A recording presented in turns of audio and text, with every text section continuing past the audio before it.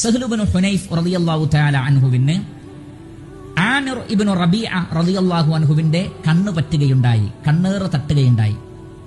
Sahl Ibnu Hunaif റളിയല്ലാഹു അൻഹുവിന്റെ ശരീര സൗന്ദര്യം കണ്ടപ്പോൾ ആമിർ ഇബ്നു റബീഅ റളിയല്ലാഹു അൻഹു ഇത്രയും സൗന്ദര്യമുള്ള ഒരു ശരീരം ഞാൻ കണ്ടിട്ടില്ല എന്ന വാക്ക് പറഞ്ഞപ്പോൾ ആ കണ്ണേറ് തട്ടി. അങ്ങനെ അദ്ദേഹം കുഴഞ്ഞു വീണു. പല പ്രയാസങ്ങളും ശരീരത്തിലും അതേപോലെ തന്നെ തൊലികളിലുമെല്ലാം ഉണ്ടായി. റസൂലുള്ളാഹി സ്വല്ലല്ലാഹു അലൈഹി വസല്ലമ വിവരമറിഞ്ഞു. ഈ സന്ദർഭത്തിൽ നബി സല്ലല്ലാഹു അലൈഹി വസല്ലമ പറയുകയാണ്, അദ്ദേഹത്തിന് കണ്ണേറ് തട്ടിയതാണ്.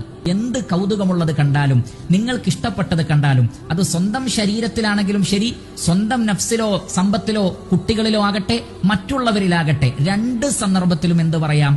ബാറക്കല്ലാഹ് എന്ന് പറയാം. മറ്റുള്ള ആളുകളിൽ കാണുമ്പോൾ മാത്രമല്ല, മറിച്ച് ബാറക്കല്ലാഹ് എന്ന് സ്വന്തം നിലക്ക് തന്നെ, സ്വന്തം ശരീരത്തിലോ സമ്പത്തിലോ സന്താനങ്ങളിലോ ഒക്കെ കണ്ടാലും നമുക്ക് ബാറക്കല്ലാഹ് എന്ന് പറയാം. കാരണം എന്താണ്? കണ്ണേറ് തട്ടാതിരിക്കുവാൻ വേണ്ടിയാണ്.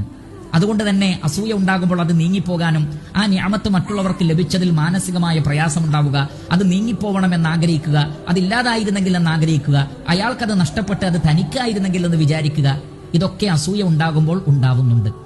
അതിനെയെല്ലാം ഇല്ലാതെയാക്കുന്നതാണ് ബാറക്കല്ലാഹ് എന്ന ആത്മാർത്ഥമായ പ്രാർത്ഥന.